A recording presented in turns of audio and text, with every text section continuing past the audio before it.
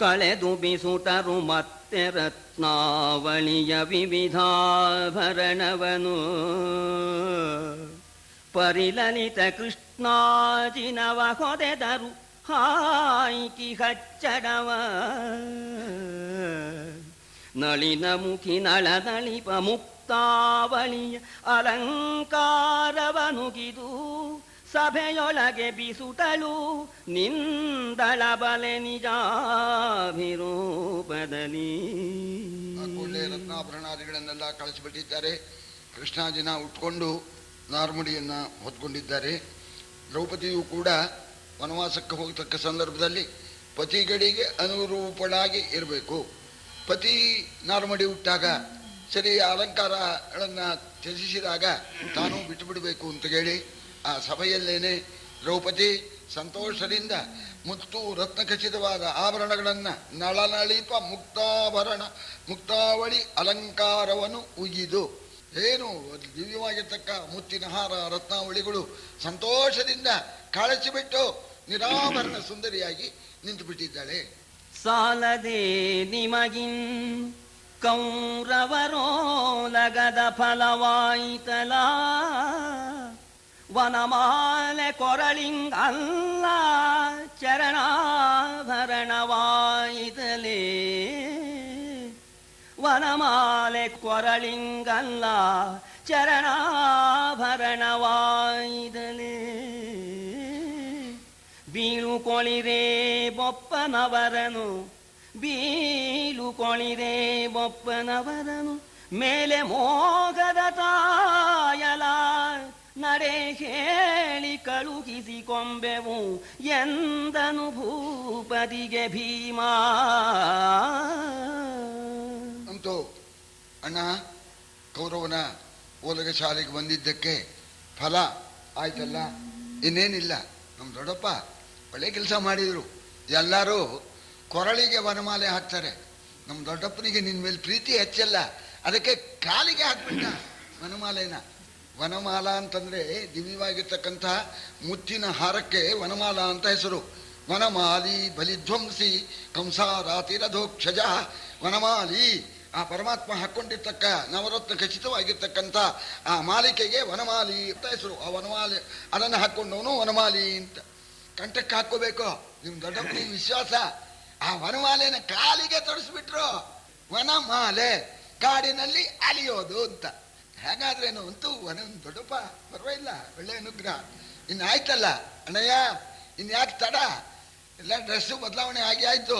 ಅವರನ್ನ ಪಾಪ ಪ್ರೀತಿಯಿಂದ ಕರೆಸಿದಾರಲ್ಲ, ಅವ್ರ ಹತ್ರ ಒಂದು ಅಪ್ಪಣೆ ತಗೊಂಡು ಹೊರಟ್ಬಿಡೋಣ. ಇನ್ನು ಅಮ್ಮ ಇದ್ದಾರೆ, ದೊಡ್ಡಮ್ಮನ್ನು ಕಾಣೋದು, ದೊಡ್ಡಪ್ಪನ ಕಾಣೋದು, ಆಶೀರ್ವಾದ ಪಡ್ಕೊಳ್ಳೋದು, ಹೊರಟ್ಬಿಡೋದು ಅಂತ ಭೀಮಸೇನ ಹೇಳ್ತಾ ಇದ್ದಾನೆ. ಬಂದರಿವರರ ಮನೆಗೆ ನೇಮವೆಗೆಂದು ಪದ ಕೆರಗಿದರೆ ಕಣು ನೀರಿಂದ ನೆನೆದನು ತಂದೆ ಮಕ್ಕಳ ಬಿಟ್ಟು ಬದುಕುವನೇ. ಇಂದು ಮುಖಿ ಮರುಗಿದಳು ನಾವಿನ್ನೆಂದು ಕಾಬೆವು ನಿಮ್ಮನು ಅಗಡಗಡ. ನಾವಿನ್ನೆಂದು ಕಾಬೆವು ನಿಮ್ಮನು ಎಂದನು ಅತಿಮೋಹಿತೆಯಲ ಕುಂತಿ ಕುಮಾರರಿಗೆ. ಅರಮನೆಗೆ ಬಂದು ಐವರು ಕೂಡ ಧೃತರಾಷ್ಟ್ರ ಮಹಾರಾಜನಿಗೆ ನಮಸ್ಕಾರ ಮಾಡಿ, ದೊಡ್ಡಪ್ಪ ಅಪ್ಪಣೆ ಕೊಡು, ಕಾಡಿಗೆ ಪ್ರಯಾಣ ಮಾಡ್ತೇವೆ ಅಂದಾಗ ಕಣ್ಣಲ್ಲಿ ನೀರು ಬಂದ್ಬಿಡ್ತು ಧೃತರಾಷ್ಟ್ರನಿಗೆ. ಒಳ್ಳೆ ಆ ಮಕ್ಕಳಿಂದ ಹಂಗೆ ಈಗ ನಿಜವಾಗೂ ಕಣ್ಣೀರು ಹಾಕ್ತಾ ಇದ್ದಾನೆ. ಹೇಗೆ ಬಿಟ್ಟಿರ್ಲೋ, ಹೇಗಪ್ಪ ನಿಮ್ಮನ್ನು ಬಿಟ್ಟಿರ್ಲಿ ಅಂತ ಧೃತರಾಷ್ಟ್ರ ಮಹಾರಾಜ ತಂದೆ ಮಕ್ಕಳನ್ನು ಬಿಟ್ಟು ಹೇಗಪ್ಪ ಬದುಕೋದು ಅಂತ ಹೇಳಿ ಕಣ್ಣೀರು ಸುರಿಸ್ತಾ ಇದ್ದಾನೆ. ಗಾಂಧಾರಿ ಬಹಳವಾಗಿ ಮರುಗ್ತಾ ಇದ್ದಾಳೆ. ಯಾವತ್ತಪ್ಪ ಇನ್ನು ನಿಮ್ಮನ್ನು ಕಾಣೋದು? 12 ವರ್ಷ ವನವಾಸ ಅಂತ ಹೋಗ್ತೀರಲ್ಲ, ಯಾವತ್ತು ನಿಮ್ಮನ್ನು ಕಾಣ್ತೇವೋ, ನಿಮ್ಮನ್ನು ಹೇಗೆ ಕಾಣದೇ ಇರೋದು ಅಂತ ಹೇಳಿ ಬಹಳ ದುಃಖ ಪಡ್ತಾ ಇದ್ದಾಳೆ. ಆಮೇಲೆ ದ್ರೌಪದಿಯನ್ನು ನೋಡಿ ಪಶ್ಚಾತ್ತಾಪದ ದುಃಖದಿಂದ ಹೇಳ್ತಾ ಇದ್ದಾಳೆ, ನೀನು ಆ ಕಾಡಿನಲ್ಲಿ ರಾಜಕುಮಾರಿ, ನೀನು ರಾಜರ ಅರಮನೆಯಲ್ಲಿ ಬೆಳೆದೋಳು, ಆ ಕಾಡಿನಲ್ಲಿ ಹೇಗೆ ಕಷ್ಟವನ್ನು ಅನುಭವಿಸ್ತೀಯ ಅಂತ ಹೇಳಿ ಮರುಗುತ್ತಾ ಇದ್ದಾಳೆ. ಅತಿ ಮೋಹದಿಂದ ಪಾಂಡವರ ವಿಷಯದಲ್ಲಿ, ಆ ದ್ರೌಪದಿ ವಿಷಯದಲ್ಲಿ ಮರುಕವನ್ನು ತೋರಿಸ್ತಾ ಇದ್ದಾಳೆ. ಅದನ್ನು ನೋಡಿದ್ರು ಧೌಮ್ಯರು, ಮಾಡಿರೋರೇ ಇವರು, ಕಾಡಿಗೆ ಕಳಿಸೋದಕ್ಕೆ ಏರ್ಪಾಟ್ ಮಾಡಿರೋರೇ ಇವರು. ಸರಿ, ಈಗ ಪಶ್ಚಾತ್ತಾಪ ತೋರಿಸೋದು ಸರಿ. ಸ್ವಯಮೇವ ನೀನೇ ಕೂತ್ಕೊಂಡು ಕಣ್ಣು ಚುಚ್ಚಿಬಿಡೋದು. ಕಣ್ಣೀರು ಯಾಕ್ರೆ ಅಂತ ಕೇಳಿದ್ನಂತ ಒಬ್ಬನು. ಇದು ನಮ್ಮ ಕಾಳಿದಾಸನ ನಾಟಕದಲ್ಲಿ ಬರುತ್ತೆ. ಕಣ್ಣನ್ನು ಚುಚ್ಚಿಬಿಡೋದು, ಯಾಕೆ ಕಣ್ಣೀರು ನಿಮಗೆ ಅಂತ. ಹಾಗಾಯ್ತು ಇದು. ಅದನ್ನು ನೋಡಿದ್ರು ಧೌಮ್ಯರು, ತಾಯಿ ಯಾಕೆ ದುಃಖ ಪಡ್ತಾ ಇದ್ದೀರಿ, ಕಳೆಯುತ್ತೆ 12 ವರ್ಷ ಮೇಲೆ 1 + 1 ಎಲ್ಲ ಕಳೆಯುತ್ತೆ, ಆಮೇಲೆ ಬರ್ತಾರೆ, ಆಮೇಲೆ ನಿಮ್ಮ ಮೋಹ ಏನಿದೆಯೋ ತೋರಿಸ್ಕೊಳ್ಳಿ. ಧೌಮ್ಯರು ಹೇಳೋದು ಒಳ್ಳೆ ಚೆನ್ನಾಗಿ ಹೇಳ್ತಾರೆ. ಅವರೂ ಒಳ್ಳೆ ಚುಚ್ಚು ಮಾತಾರಾನೆ ಹೇಳ್ತಾ ಇದ್ದಾರೆ. ಈ ಮೋಹ ಶಾಶ್ವತವಾಗಿರಲಿ, ಬರ್ತಾರೆ, ನಿಬಂಧನೆ ಪೂರೈಸಿಬಿಟ್ಟು 13 ವರ್ಷ ಆದ್ಮೇಲೆ ಬರ್ತಾರೆ. ಆಮೇಲೆ ನಿಮ್ಗೆ ಇಷ್ಟು ಪ್ರೀತಿ, ಇಷ್ಟೆಲ್ಲ ಹೊಟ್ಟೆ ತುಂಬ ಇರುತ್ತಲ್ಲ, ಅದಕ್ಕೆ ತಕ್ಕ ಹಾಗೆ ಅವರಿಗೆ ನವರತ್ನ ಖಚಿತವಾದ ಸಿಂಹಾಸನ ಮೇಲೆ ಕೂರಿಸ್ಬಿಟ್ಟು ಪಟ್ಟಾಭಿಷೇಕ ಮಾಡಿಬಿಡಿ. ಬೀಳು ಕೊಡಿದೆ ಸಾಕು ಬಹಳ ಕೃಪಾಳುಗಳ ವಿಧಿಯ ಚಿತ್ತ ವಿಟಾಳಗದಿಯೇನಾಯಿತು 13 ಬುಧವಧಿಯಲೇ ಮೇಲೆ ನಿಮ್ಮಾತ್ಮಜರಿಗೆ ಅವನೀ ಪಾಲನೆಯ ಪರುಢವದ ಪಟ್ಟವ ಪಾಲಿಸುವರು. ನಿಮ್ಮಾತ್ಮಜರಿಗೆ ಅವನೀ ಪಾಲನೆಯ ಪರುಠವದ ಪಟ್ಟವ ಪಾಲಿಸುವರು. ಇದಕ್ಕೇನು ಹೊಲ್ಲೆಗವು ಎಂತನಾಧೌಮ್ಯ. ಬಹಳ ದಯೆ ಇದೆ ನಿಮಗೆ, ಮಕ್ಕಳ ಮೇಲೆ, ಪಾಂಡವರ ಮೇಲೆ ಪ್ರೀತಿನೂ ಇದೆ. ದೈವದಿಂದ ಹೀಗಾಯಿತು, ಅದೆಲ್ಲ ಕಳೆಯುತ್ತೆ, ಕಳ್ಕೊಂಡು ಬರ್ತಾರೆ. ಆಮೇಲೆ ನೀವೇ ಸಂತೋಷದಿಂದ ಪಟ್ಟಾಭಿಷೇಕ ಮಾಡಿಬಿಡಿ.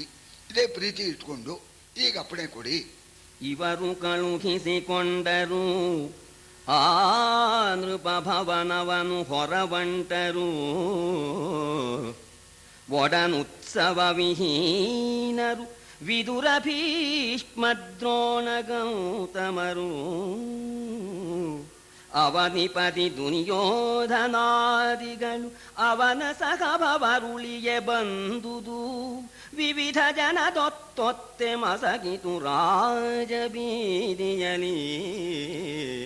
ಕಳಿಸಿಕೊಂಡರು ಗಂಧಾರಿ ಧೃತರಾಷ್ಟ್ರದಿಂದ ಅಪ್ಪಣೆ ತಗೊಂಡು ಕಳಿಸಿಕೊಂಡು ಇವರು ಹೊರಟಿದ್ದಾರೆ.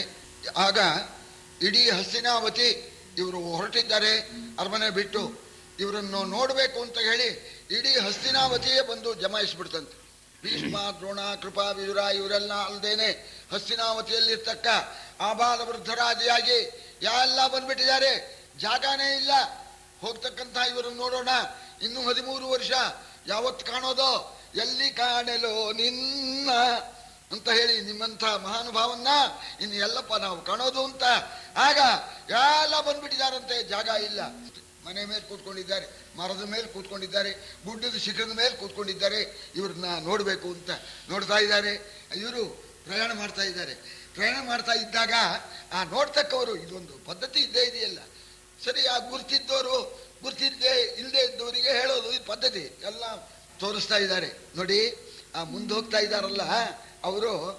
ಮುಂದಣಾತನು ಪಾರ್ಥನು ಆತನ ಹಿಂದೆ ಭೂಪದಿ, ಧರ್ಮಪುತ್ರನ ಹಿಂದೆ ಮಾದ್ರೀತನಯರು, ಇಬ್ಬರ ಹಿಂದೆ ಪಾಂಚಾಲೆ, ಹಿಂದೆ ಕುಂತೀದೇವಿ, ಆಕೆಯ ಹಿಂದಣಾತನು ಭೀಮನು. ಎಂದ ಮಂದಿ ತೋರಿದುದು ಒಬ್ಬರೊಬ್ಬರಿಗಿವರ ನೀಕ್ಷಿಸುತ್ತ. ಮುಂದೆ ಹೋಗತಕ್ಕಂಥವನೇನೆ ಪಾರ್ಥ, ಅವನ ಹಿಂದೆ ಹೋಗತಕ್ಕಂಥವನು ಧರ್ಮರಾಜ, ಅವನ ಹಿಂದೆ ನಕುಲ ಸಹದೇವರು, ಅವರ ಹಿಂದೆ ಹೋಗ್ತಕ್ಕಂಥವಳು ಪಾಂಡವರ ರಾಣಿ ಪಾಂಚಾಲಿ, ಅವರ ಹಿಂದೆ ಹೋಗ್ತಕ್ಕಂಥವರು ಪಾಂಡವರ ತಾಯಿಯಾಗಿರ್ತಕ್ಕಂಥ ಕುಂತಿದೇವಿ, ಅವರ ಹಿಂದೆ ಹೋಗ್ತಕ್ಕಂಥವನು ಭೀಮಸೇನ ಅಂತ ಹೇಳಿದಾಗ ನಿಜವಾಗೂ ಕೂಡ ಇಂಥ ಮಹಾತ್ಮರಿಗೇನೆ ಇಂಥ ಕಷ್ಟ ಬಂದಿದೆಯಲ್ಲ, ಇನ್ನು ನಮ್ಮಂಥವ್ರ ಪಾಡೇನು, ಎಂಥ ಮಹಾನುಭಾವರಪ್ಪ, ಇವರಿಗೆ ಇಂಥ ಕಷ್ಟ ಬರಬಾರ್ದಾಗಿತ್ತು ಅಂತ ಹೇಳಿ ಸಮಸ್ತರೂ ಕೂಡ ಆ ಪಾಂಡವರ ವನವಾಸಕ್ಕಾಗಿ ಕಣ್ಣೀರು ಹಾಕ್ತಾ ಇದ್ದಾರೆ. ಕರೆಸಿದನು ಪರಿವಾರವನು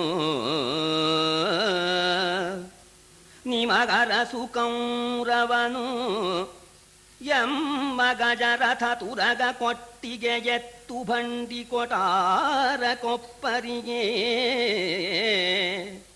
ಸರಕು ಸರ್ವಸ್ವಗಳು ಕೌರವನರ ಮನೆಗೆ ನಡೆಯಲಿ, ಸರಕು ಸರ್ವಸ್ವಗಳು ಕೌರವನರ ಮನೆಗೆ ನಡೆಯಲಿ, ವನಾಂತದೊಳಿರವು ನಮಗೆ, ವನಾಂತದೊಳಿರವು ನಮಗೆ ಎಂದರುಹಿದನು ಸಚಿವರಿಗೆ ಸಹದೇವ. ಆಗ ಪರಿವಾರದವರನ್ನೆಲ್ಲ ಕರೆಸಿದ್ದಾರೆ, ಮಂತ್ರಿಗಳನ್ನೆಲ್ಲ ಕರೆಸಿದ್ದಾರೆ. ಸಹದೇವ, ಮಂತ್ರಿಗಳಿಗೆ ಹೇಳತಕ್ಕ ಮಾತನ್ನು ಹೇಳಿಬಿಡಪ್ಪ ಅಂತಂದಾಗ ಸಹದೇವ ಹೇಳ್ತಾ ಇದ್ದಾನೆ, ನಮಗೆ ವನವಾಸ ಬಂದಿದೆ, ಈಗ ನಮ್ಮ ರಾಜ್ಯದಲ್ಲಿರ್ತಕ್ಕಂಥ ಸಮಸ್ತ ಚರಾಸ್ತಿಗಳು ಎಲ್ಲವೂ ಕೂಡ ಆನೆ, ಕುದುರೆ, ರಥ ಮತ್ತು ಗೋವುಗಳು, ಅರಮನೆ, ಭಂಡಾರ ಎಲ್ಲವೂ ಕೂಡ ದುರ್ಯೋಧನಿಗೆ ಸಂಬಂಧಪಟ್ಟಿದ್ದು. ನಾವು ಸತ್ಯವಾಗಿ ಬಾಳಬೇಕು, ಅದನ್ನು ಯಾವುದನ್ನು ಕೂಡ ಕಲಾಲ್ ಮಾಡಬೇಡಿ, ಎಲ್ಲದನ್ನೂ ಆ ಕೌರವನ ಕಡೆ ಮಂತ್ರಿಗಳನ್ನು ಕರೆಸ್ಕೊಂಬಂದು ಅವರಿಗೆಲ್ಲದನ್ನು ಚಾರಿಸ್ಕೊಟ್ಬಿಡಿ ಅಂತ ಸಹದೇವ ಹೇಳ್ತಾ ಇದ್ದಾನೆ. ಸತ್ಯ, ನಾವು ಒಂದು ಮುಟ್ಟಬೇಡಿ, ಎಲ್ಲ ಈಗ ಕೌರವರಿಗಾಗ್ಬಿಟ್ಟಿದೆ, ನಾವು ಸೋತ್ಬಿಟ್ಟಿದ್ದೀವಿ, ನಾವು ಅರಣ್ಯವಾಸಕ್ಕೆ ಹೋಗ್ತಾ ಇದ್ದೇವೆ, ಎಲ್ಲದನ್ನು ಕೂಡ ವಹಿಸಿ ಕೊಟ್ಬೇಡಿ ಅಂತಂದಾಗ ಸಹದೇವನ ಅಪ್ಪಣೆ ಅಂತೇನೆ ಇವನ ಪರಿವಾರದವರು, ಧರ್ಮರಾಜನ ಪರಿವಾರದವರು, ಮಂತ್ರಿಗಳು ದುರ್ಯೋಧನ ಕಡೆಯ ಮಂತ್ರಿಗಳನ್ನ, ಪರಿವಾರದವರನ್ನೆಲ್ಲ ಕರೆದು ಎಲ್ಲ ಚಾರ್ಜ್ ವಹಿಸ್ತಾ ಇದ್ದಾರೆ. ಕರಿಗಳನ್ನು ಕೌರವನ ಮಾವಂತರಿಗೆ ಕೈಗೊಳಿಸಿದರು, ಕರಿಗಳನ್ನು ಕೌರವನ ಮಾವಂತರಿಗೆ ಕೈಗೊಳಿಸಿದರು. ರಥಕಯ ತುರುಗಳು ಕೈವರ್ತಿಸಿತು ಸೂತರಿಗೆ ಗೋವರಿಗೆ, ಸರಕನವನಿವ ಅನುಚರರಿಗುತ್ತರಿಸಿದರು, ಸರಕನು ಅವನಿಪನನುಚರರಿಗುತ್ತರಿಸಿದರು. ಪಾರಕವನೊಪ್ಪಿಸಿ ವರಸುಭಟರಳವಡಿಸಿಕೊಂಡರು ಕಾನನೋಚಿತವ. ಆತುರ, ಪಾಂಡವರು ಹೋಗ್ಬಿಡ್ತಾರಲ್ಲ ಅಂತ ಪರಿವಾರದವರು ಅವರು ಪಾಂಡವರ ಜೊತೆಯಲ್ಲಿ ಹೊರಡಬೇಕು, ಇವ್ರು ನೇಮಕ ಮಾಡಿರ್ತಕ್ಕಂಥ ಕೆಲಸ ಮುಗಿಸ್ಬೇಕಲ್ಲ, ಬೇಗ ಕರ್ಕೊಂಡು ಹೋದ್ರು. ಈ ದುರ್ಯೋಧನ ಕಡೆ ಮಂತ್ರಿಗಳನ್ನ, ಪರಿವಾರದವರನ್ನ, ಮಾವತಿಗಿರನ್ನ, ಸೂತರನ್ನ ಎಲ್ಲರನ್ನೂ ಕರ್ಕೊಂಡು ಹೋದ್ರು. ಯಾರ್ಯಾರಿಗೆ ಯಾವ್ಯಾವುದನ್ನು ಚಾರ್ಜ್ ಕೊಡಬೇಕೋ ಎಲ್ಲ ಕೊಟ್ಟು ವಹಿಸ್ಬಿಟ್ರಂತೆ. ನೋಡಿ, ಇದೆಲ್ಲ ತಗೊಳ್ಳಿ, ಇದೆಲ್ಲ ರಥ, ಇದೆ ಆನೆಗಳು, ಕುದುರೆಗಳು, ಗೋವುಗಳು ಎಲ್ಲ ಕೊಟ್ಬಿಡಿ, ಟ್ರೆಜರಿ ನೋಡಿ, ಬೀಗದ ಕೈ ತಗೊಳ್ಳಿ ಅಂತ ಹೇಳಿ ಆ ಕೋಶ ಸಮಸ್ತವನ್ನು ಕೂಡ ಕೊಡೋಣ. ಇವರು ತಗೊಳ್ಳೋಕೆ ಬಂದಿದ್ರು. ಯಥಾ ಪ್ರಕಾರ ಇದು ಹೊಸ ರಾಜ ಆದಮೇಲೆ ಹೊಸ ಸೀಲೇ ಆಗಬೇಕಲ್ಲ, ಎಲ್ಲ ಹೊಸದಾಗಿ ಬಂದ್ರಂತೆ, ಸೀಲ್ ಸಮೇತ ಬಂದ್ರಂತೆ. ಎಲ್ಲ ಅರಮನೆ ಬಾಗಿಲಿಗೆಲ್ಲ ಬೀಗ ಹಾಕಿ ಸೀಲ್ ಒತ್ಕೊಂಡು ಅವರು ತಮ್ಮದು ಮಾಡ್ಕೋಬೇಕಲ್ಲ. ಆಗ ಮುಂದೆ ಇವ್ರ ಕಡೆಯವರಾಗ್ಬಿಡ್ತಾರಲ್ಲ ಅಧಿಕಾರಿಗಳು, ಆ ಅಧಿಕಾರಿಗಳನ್ನೆಲ್ಲ ಕರೆದು, ಈಗ ಹಳೇದು ಹೋಯ್ತು, ಹೊಸ ಸ್ಟಾಂಪು, ಹೊಸ ಸೀಲು ಎಲ್ಲ ತಗೊಳ್ಳಿ, ನಮ್ಮ ದುರ್ಯೋಧನ ದರ್ಬಾರು ಅಂತ ಆ ದುರ್ಯೋಧನ ಕಡೆ ಮಂತ್ರಿಗಳು ಹರಿದರಿಂದ್ರ ಪ್ರಸ್ಥಕ್ಕೆ ಆತನ ಚರರು ಸಚಿವರು ಹೊಕ್ಕು ಪಾಂಡವರ ಮನೆಯ ಮುದ್ರಿಸಿದರು. ಅಲ್ಲಿಯ ನಾಡು ಬೀಡುಗಳ ಕರೆಸಿ ಕಾಣಿಸಿಕೊಂಡು ಠಾಣಾಂತರದ ನಾಯಕವಾಡಿಗಳ ಸಂವರಣೆಗಳ ಸಂತವಿಸಿದರು. ಕರೆಸಿ ಕಾಣಿಕೆಗೊಂಡು ಠಾಣಾಂತರದ ನಾಯಕವಾಡಿಗಳ ಸಂವರಣೆಗಳ ಸಂತವಿಸಿದರು. ಕುರುರಾಜ ಮುದ್ರೆಯಲಿ ಸರಿ, ಎಲ್ಲ ಚಾರ್ಜು ಅವರೆಲ್ಲ ತಗೊಂಡು ತಮ್ಮ ಸೀಲ್ ಹಾಕ್ಕೊಂಡ್ರು. ಹೊರಟಾಗ ಯಾರೂ ಮಾಡೋದಿಲ್ಲ ಇಂಥ ಪಾಪ ಕೆಲಸನ. ಯಾವತ್ತೂ ಕೂಡ ಎಷ್ಟೇ ದ್ವೇಷ ಇರಲಿ, ಬಿದ್ದಾಗ ಬಂದು ಅವರನ್ನು ಕಾಣೋಕೆ ಹೋಗೋಲ್ಲ. ಅಂಥ ಸಂದರ್ಭದಲ್ಲಿ ನಾವು ಈಗ ಹೋದರೆ ಅಪಾರ್ಥ ಮಾಡ್ಕೊಳ್ತಾರೆ ಅಂತ ದುಶಾಸನ ಬಂದ ಭೀಮಾದಿಗಳು ಹೋಗ್ತಾ ಇದ್ದಾರೆ. ಇವತ್ತ ತುಂಬ ಸಂತೋಷ, ಇವತ್ತು ಮನೇಲಿ ಪಾಯಸ ಮಾಡಿಸ್ತೀನಿ. ಪಾಯಸ ಮಾಡಿಸಿ ಭಕ್ಷ್ಯ ಮಾಡಿಸಿ ಎಲ್ಲ ಕುಡಿತೀನಿ ನಾನು. ಇವತ್ತು ಈ ನಮ್ಮ ಎತ್ತುಗಳು ಕಾಡಿಗೆ ಹೋಗ್ತಾ ಇವೆ. ಭೀಮಾದಿಗಳನ್ನ ಎತ್ತುಗಳಂತೆ ನಮ್ಮ ಎತ್ತುಗಳು ಗೌ ಹೋಗ್ತಾ ಇದೆ ಕಾಡಿಗೆ. ಇವತ್ತಿನ ದಿವಸ ಅವಳು ಮಾನಹರಣ ನಮಗೆಲ್ಲ ಅಪಮಾನ ಮಾಡಿದ್ಲು ನಮ್ಮ ಅಣ್ಣನಿಗೆ. ಈಗ ಅಲಂಕಾರ ಇಲ್ಲ, ನಿರಾಭರಣ ಸುಂದರಿ ಹೋಗ್ತಾ ಇದ್ದಾಳೆ ಅಂತ ದ್ರೌಪದಿನ ಹಾಸ್ಯ ಮಾಡೋದು, ಪಾಂಡವರನ್ನ ಹಾಸ್ಯ ಮಾಡೋದು. ಏನಿಲ್ಲ, ಭಂಡರು ಶಂಡ್ರು ಅಂತ ಬೈತಾನೆ, ಎಲ್ಲ ಬೈತಾ ಇದ್ದಾನಂತೆ. ನೋಡಿ ಯಾರು ಮಾಡ್ತಾರೆ. ಸರಿ, ಆವಾಗ ಭೀಮ ಒಂದ್ಸಲ ಹೀಗೆ ನೋಡಿದ್ನಂತೆ. ಹೀಗೆ ನೋಡೋಣ ಅವ ಕಂಬದ ಮರೆಯಲ್ಲಿ ನಿಂತ್ಕೊಂಡ. ಅವನಿಗೆ ಅಷ್ಟಕ್ಕೆ ಗಾಬ್ರಿ. ಭೀಮ ನೋಡಿದ ಅಷ್ಟೇ, ಇನ್ನೇನು ಮಾಡಿಲ್ಲ, ಅವನೇನು ಮಾಡ್ತಾನೂ ಇರಲಿಲ್ಲ. ಭೀಮ ನೋಡಿದ್ದಕ್ಕೇನೆ ಬೈತಾ ಇರ್ತಕ್ಕವನು ಹಿಂದಕ್ಕೆ ಹೋಗ್ಬಿಟ್ಟ. ಆಗ ಧರ್ಮರಾಜ ಕಣ್ಣಿಂದ ಸೌಖ್ಯ ಮಾಡ್ದ. ಅಂದ್ರು ಅಲ್ಲ, ಮಾಡೋದೇ ಮಾಡಿದಾರಂತೆ, ಅಂದ್ರೇನು ಸಂಕಟ ಅಂತ. ಮಾಡೇ ಮುಗಿದ ಮೇಲೆ ಅಂದಿದ್ರೇನು ಸಂಕಟ, ಸಹಿಸ್ಕೊಂಡ್ಬಿಡು ಅಂತ. ಆಗ ಹೋಗ್ತಾ ಇದ್ದಾರೆ. ಹಾಗೆ ಹೋಗೋಣ. ಆಗ ಗಂಗಾ ನದಿ ಬಂತು. ಇದೊಂದು ಸಂಪ್ರದಾಯ. ಈಗ ನಾವು ಯಾರನ್ನಾರು ಕಳಿಸ್ಕೊಡ್ಬೇಕಾದ್ರೆ ಇದೊಂದು ಪದ್ಧತಿ ಇದೆ, ಎಲ್ಲಿವರೆಗೆ ಹೋಗಬೇಕು ಅಂತ. ಓದಕಾಂತಂ ಸಿಗ್ಧೋ ಜನ ಅನುಗಂತವ್ಯ ಇತಿ ಶ್ರೂಯತೆ ತದಿದಂ ಸರಸ್ತೀರಂ ಅಂತ ಶಾಕುಂತಲದಲ್ಲಿ ಬರುತ್ತಲ್ಲ. ಹೋದ್ರು, ಗಂಗಾ ನದಿ ಬಂತು. ಇವರು ಗಂಗೆ ದಾಟಿ ಆ ಕಡೆ ಹೋಗ್ಬೇಕು ಇವರು. ಆಗ ದೊಡ್ಡವರೆಲ್ಲ ಭೀಷ್ಮಾದಿಗಳೆಲ್ಲ ಇದ್ರಲ್ಲ, ಸಂಪ್ರದಾಯ ಕಳಿಸೋರನ್ನ ಜೊತೆಯಲ್ಲಿ ಬಂದವರು ಹೊಳೆ ದಾಟಿ ದಾಟಿಸಿ ಬರಬಾರ್ದು. ಇವರು ಈ ಕಡೆನೇ ಇದ್ದು ಆ ಕಳಿಸೋರನ್ನ ಹೊಳೆ ದಾಟಿಸ್ಬೇಕು ಅಂತ ಪದ್ಧತಿ ಇದೆ. ಅಪ್ಪಣೆ ಕೊಟ್ಬಿಡಿ ಅಂತ ಕೇಳಿದ್ರು. ಆಗ ಭೀಷ್ಮಾದಿಗಳು ಹೋಗಿ ಬನ್ನಿಪ್ಪ ಅಂತ ಹೇಳ್ತಾರೆ. ಪುರವ ಹೊರವಂಟಿವರು ಗಂಗಾವರ ನದಿಯ ತೀರದಲ್ಲಿ ನಿಂದರು. ಪರಿಜನವ ಕಳುಹಿದರು ಧೃತರಾಷ್ಟ್ರನ ಪಸಾಯಿದರ. ಗುರುಜನಕ್ಕೆ ಪೊಡವಂಟು ಬೀಳ್ಕೊಂಡರು. ಗುರುಜನಕ್ಕೆ ಪೊಡವಂಟು ಬೀಳ್ಕೊಂಡರು. ನದೀ ಜದ್ರೋಣ ಕೃಪರನು ಕರೆದು ಕುಂತಿಯ ನಿಲ್ಲಿಸಿದರು ವಿದುರನ ನಿವಾಸದಲ್ಲಿ. ಆಗ ನಿಲ್ಬೇಕು ಅಂದಾಗ ಆಗಲಪ್ಪ ಹೋಗಿ ಬನ್ನಿ ಅಂತ ಮನಪೂರ್ತಿಯಾಗಿ ಆಶೀರ್ವಾದ ಮಾಡಿದರು. 13 ವರ್ಷ ಕಳೀಲಿ ಭಗವಂತ, ಆ ಧರ್ಮ ನಿಮ್ಮನ್ನು ಕಾಪಾಡಲಿಪ್ಪ. 13 ವರ್ಷ ಕಳ್ಕೊಂಡು ನೀವು ಬನ್ನಿ, ಅದನ್ನು ನೋಡ್ತಕ್ಕಂಥ ಭಾಗ್ಯ ನಮಗೆ ಬರಲಿ ಅಂತ ಹೇಳಿ ಭೀಷ್ಮ, ದ್ರೋಣ, ಕೃಪಾ ಎಲ್ಲರೂ ಕೂಡ ಆಶೀರ್ವಾದ ಮಾಡೋಣ. ನಿಮ್ಮ ಅಮೋಘ ಆಶೀರ್ವಾದದಿಂದ ಕಳ್ಕೊಂಡು ಬರ್ತೇವೆ ಅಂತ ಇವರು ಅಂದಿದ್ದಾರೆ. ಆಗ ಕುಂತಿ ನೋಡ್ದ. ವಿದುರ ಬಹಳ ಸಂಕಟ ಆಗಿಬಿಡ್ತು. ಆಗ ಹೇಳ್ತಾ ಇದ್ದಾನೆ, ಅಪ್ಪ ಅವಳಿಗೆ ನಿರ್ಬಂಧ ಇಲ್ಲ ಕಣೋ, ಮುದುಕಿ ಕಣಪ್ಪ. ಕಾಡಿನಲ್ಲೆಲ್ಲಾರು ಕಾಡು ಪಾಲಾಗಿ ಬಿಟ್ಟಾಳು. ನಾನು ನನಗೆ ಅದಕ್ಕೆ ಸ್ಥಾನದಲ್ಲಿ ಇರ್ತಕ್ಕವಳು ಸೇವೆ ಮಾಡ್ತೇನೆ, ನನಗೂ ಒಂದು ಪುಣ್ಯ ಬಂದಾಗಲಿ ನಮ್ಮ ಮನೇಲಿ ಬಿಟ್ಟು ಹೋಗಿಪ್ಪ ಅಂತ ವಿದುರ ಬೇಡ್ಕೊಂಡ. ಆಗ ಇವರು ನೋಡಿದ್ರು ಆ ತಾಯಿ ಕಷ್ಟನ. ಆಗ ಸರಿ, ವಿದುರನ ಮನೆಯಲ್ಲಿ ಕುಂತಿಯನ್ನ ನಿಲ್ಲಿಸಿದ್ದಾರೆ. ಆ ಕುಂತಿದೇವಿ ಒಂದೇ ಮಾತು ಹೇಳಿದ್ಲು, ಮನುಷ್ಯನಿಗೆ ಅಕಾಲದಲ್ಲಿ ಮರಣ ಬರೋಲ್ಲ. ನಿಜವಾಗೂ ಹೋದವ್ರು ಹೋಗ್ಬಿಟ್ರು. ನಮ್ಮ ಯಜಮಾನರು, ನಮ್ಮ ಪಾಂಡು ಚಕ್ರವರ್ತಿ ಹೋದ, ಮಾದ್ರಿ ಪುಣ್ಯ ಮಾಡಿದ್ಲು, ಹೊರಟೋದ್ಲು. ಇದನ್ನೆಲ್ಲ ನೋಡ್ತಕ್ಕಂಥ ಹಣೆ ಬರ ನನ್ನ ಹಣೆಯಲ್ಲಿ ಬರೆದಿದೆ. ನನಗೆ ಬ್ರಹ್ಮ ಮರ್ತು ಬಿಟ್ಟಿದ್ದಾನೋ ಏನೋ, ನನ್ನ ಪಟ್ಟಿಯಲ್ಲಿ ನಾನು ಸೇರಿದೇನೋ ಇಲ್ವೋ, ನನ್ನ ಕರ್ಕೊಂಡೇ ಹೋಗ್ಲಿಲ್ವಲ್ಲ ಅಂತ ಅವಳು ಪೇಚಾಡ್ತಾ ಇದ್ದಾಳೆ. ಆಗ ಸಮಾಧಾನ ಮಾಡಿದ್ದಾರೆ ಭೀಷ್ಮಾದಿಗಳು. ಎಲ್ಲವೂ ಕೂಡ ಒಳ್ಳೆಯದಕ್ಕೇನೆ ಅಮ್ಮ ಸಮಾಧಾನದಿಂದ ಇರುವಂತ ಸಮಾಧಾನ ಪಡಿಸಿದ್ದಾರೆ. ಆಗ ವಿದುರ ಕುಂತಿದೇವಿಯನ್ನ ತನ್ನ ಮನೆಗೆ ಕರ್ಕೊಂಡು ಹೋಗಿದ್ದಾನೆ. ಪಾಂಡವರು ಮುಂದೆ ಗಂಗೆಯನ್ನು ದಾಟಿ ಮುಂದೆ ಪ್ರಯಾಣ ಮಾಡಿದ್ರು. ಅವರು ಯಾವ ರೀತಿ ಹೋದ್ರು, ಅವ್ರು ಹೋದದ್ದೇನೆ ಬಹಳ ಚೆನ್ನಾಗಿ ಆ ಚಿತ್ರ ಕೊಡ್ತಾ ಇದ್ದಾನೆ. ಹೇಗೆ ಹೋದ್ರು, ಯಾರ ಮುಂದೆ ಯಾರ ಹಿಂದೆ ಹೇಗೆ ಹೋದ್ರು. ಮುನಿಪ ಜಪಿಸುತ್ತ ಹೋದನು ಅಗ್ನಿಯ ವಿನುತ ಸೂಕ್ತವನು. ಮುನಿಪ ಜಪಿಸುತ್ತ ಹೋದನಗ್ನಿಯ ವಿನುತ ಸೂಕ್ತವನು. ಎತ್ತುಗೈದುವಿನ ನಿಲಜನು ದುಗುಡದಲ್ಲಿ ಫಲುಗುಣ ಯಮಳರೊಂದಾಗಿ. ವನಿತೆಯನು ನಡುಬಿಟ್ಟು ಹೊರವಂಟನು ಯುಧಿಷ್ಠಿರ ನೃಪತಿ. ವನಿತೆಯನು ನಡುಬಿಟ್ಟು ಹೊರವಂಟನು ಯುಧಿಷ್ಠಿರ ನೃಪತಿ. ನಿಯತದಿ ನೆನೆವುತ್ತಿದ್ದನು ವೀರನಾರಾಯಣನ ಪದಯುಗವ.